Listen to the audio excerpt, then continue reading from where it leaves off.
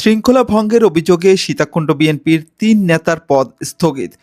মহাসড়ক অবরোধ ও সহিংসতার ঘটনায় দলীয় অ্যাকশন। সেনাপ্রধানকে নিয়ে অপপ্রচার, মিথ্যা ও ভিত্তিহীন প্রচারণা থেকে সতর্ক থাকার অনুরোধ জানালো বাংলাদেশ সেনাবাহিনী। রাজধানীর মোহাম্মদপুর ও নিউমার্কেট থানা এলাকা থেকে বিভিন্ন অপরাধে জড়িত ৩৭ জন গ্রেপ্তার। উদ্ধার হয়েছে চাকু ও ইয়াবা।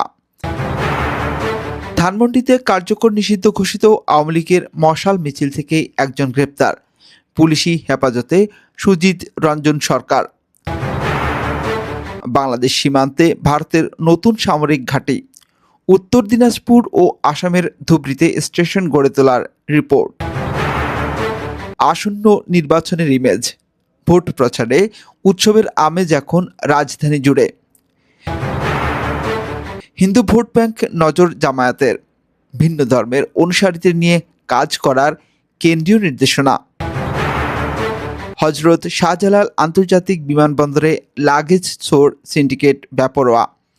আনসার সদস্য বহিষ্কার, নিরাপত্তা ব্যবস্থা প্রশ্নবিদ্ধ। বাংলাদেশের সঙ্গে সম্পর্কের টানা পড়েন চায় না ভারত, প্রতিরক্ষামন্ত্রী রাজনাথ সিংয়ের সতর্কবার্তা। এতক্ষণ শুনলেন সংবাদ শিরোনাম, এবার বিস্তারিত। মহাসড়ক অবরোধ ও সহিংসতার ঘটনার জেরে চট্টগ্রামের সীতাকুণ্ড উপজেলা থেকে বিএনপির ৩ নেতার দলীয় সব পদ স্থগিত করা হয়েছে। শৃঙ্খলাভঙ্গের অভিযোগে এই অ্যাকশন নিয়েছে বিএনপি। শুক্রবার ৭ নভেম্বর দলের সিনিয়র যুগ্ম মহাসচিব রুহুল কবির রিজভী স্বাক্ষরিত এক সংবাদ বিজ্ঞপ্তিতে এই সিদ্ধান্তের কথা জানানো হয়। পদ স্থগিত হওয়া নেতারা হলেন সীতাকুণ্ড উপজেলা বিএনপির আহ্বায়ক কামাল কদর, চট্টগ্রাম উত্তর জেলা জাতীয়তাবাদী স্বেচ্ছাসেবক দলের সাবেক সভাপতি মোহাম্মদ মোরসালিন এবং ছাত্রদলের সদস্য সচিব কোরবান আলী শাহেদ। দলের এমন পদক্ষেপ একটি কঠোর বার্তা দিয়েছে বলে মনে করছে রাজনৈতিক মহল। বাংলাদেশ সেনাবাহিনীর প্রধান জেনারেল ওয়াকারুজ্জামানকে নিয়ে বিভিন্ন বিভ্রান্তিমূলক অপপ্রচার থেকে সতর্ক থাকার অনুরোধ জানিয়েছে বাংলাদেশ সেনাবাহিনী। সেনাপ্রধানকে নিয়ে নির্বাচন পরিচালনা সংক্রান্ত নানা রকম মিথ্যা ও ভিত্তিহীন প্রচারণা চালানো হচ্ছে বলে জানানো হয়েছে। এসব ভুয়া ও বানোয়াট তথ্য থেকে দেশবাসীকে সতর্ক থাকার আহ্বান জানানো হয়েছে। শুক্রবার ৭ নভেম্বর বাংলাদেশ সেনাবাহিনীর ভেরিফাইড ফেসবুক পেজে একটি সতর্কবার্তায় এই আহ্বান জানানো হয়। দেশের গুরুত্বপূর্ণ এই ইনস্টিটিউশনের ভাবমূর্তি রক্ষায় এই সতর্কতা জারি করা হয়। রাজধানীর নিউমার্কেট ও মোহাম্মদপুর থানা এলাকায় অভিযান চালিয়ে বিভিন্ন অপরাধে জড়িত ৩৭ জনকে গ্রেপ্তার করেছে ঢাকা মেট্রোপলিটন পুলিশ। গ্রেপ্তারকৃতদের মধ্যে মোহাম্মদপুরে ৩৩ জন, নিউমার্কেট থানা এলাকা থেকে ৪ জনকে গ্রেপ্তার করা হয়। ডিএমপির মিডিয়া শাখা থেকে জানানো হয়, বৃহস্পতিবার দিনব্যাপী মোহাম্মদপুর থানাধীন বিভিন্ন এলাকায় বিশেষ অভিযান পরিচালনা করে নিয়মিত মামলার আসামি, চুরি ও পরোয়ানাভুক্ত মোট ৩৩ জনকে গ্রেফতার করা হয়। এই সময় তাদের কাছ থেকে ৪টি চাকু ও ৩০০ পিস ইয়াবা উদ্ধার করা হয়েছে।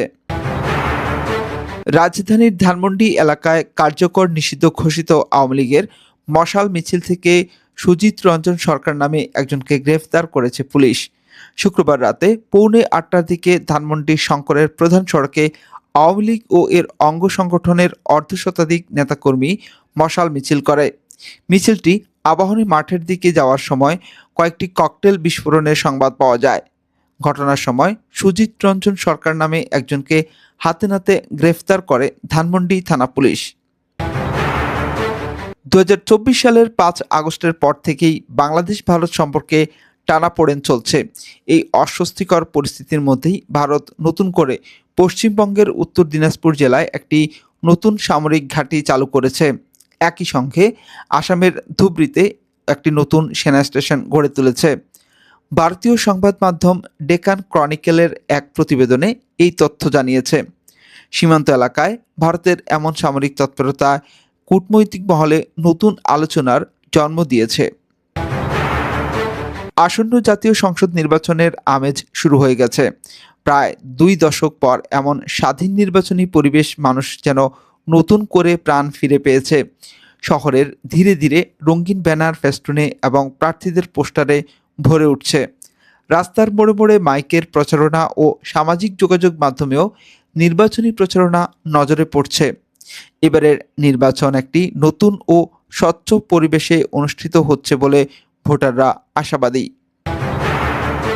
জামায়াত ইসলামী কেন্দ্রীয়ভাবে ভিন্ন ধর্মের অনুসারীদের কাছে দলের রাজনৈতিক আহ্বান পৌঁছে দেওয়ার নির্দেশনা দিয়েছে। গণমাধ্যমে খবর এসেছে, ঝিনাইদহ সহ দেশের বিভিন্ন জেলায় জামায়াতে সনাতন ধর্মের অনুসারীরা যোগ দিচ্ছেন এবং কোথাও কোথাও জামায়াতের সনাতনী কমিটি গঠনেরও খবর পাওয়া যাচ্ছে। এমনকি খুলনার ডুমুরিয়াতে শুধুমাত্র সনাতন ধর্মাবলম্বীদের নিয়ে জামায়াতের একটি হিন্দু সম্মেলন অনুষ্ঠিত হয়। শাহজালাল আন্তর্জাতিক বিমানবন্দরে একের পর এক বিতর্ক শুরু হচ্ছে। সর্বশেষ কার্গো ভিলেজ অগ্নিকাণ্ড এবং স্ট্রং রুমের তালা ভাঙার ঘটনার পর এবার মোবাইল ফোন চুরির ঘটনা ঘটালেন এক দায়িত্বরত আনসার সদস্য।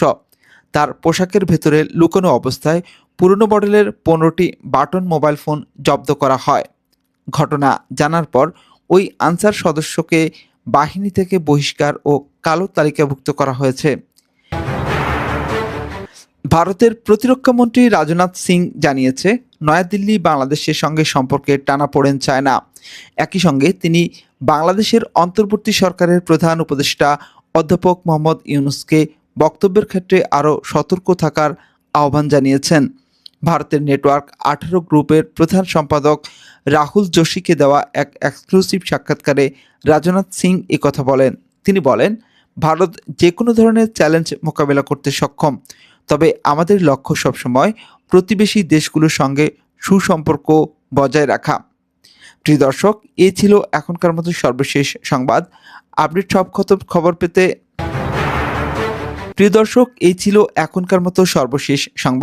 আপডেট সব খবর পেতে আমাদের চ্যানেলটি সাবস্ক্রাইব করে বেল আইকনটি ক্লিক করে রাখুন। ধন্যবাদ।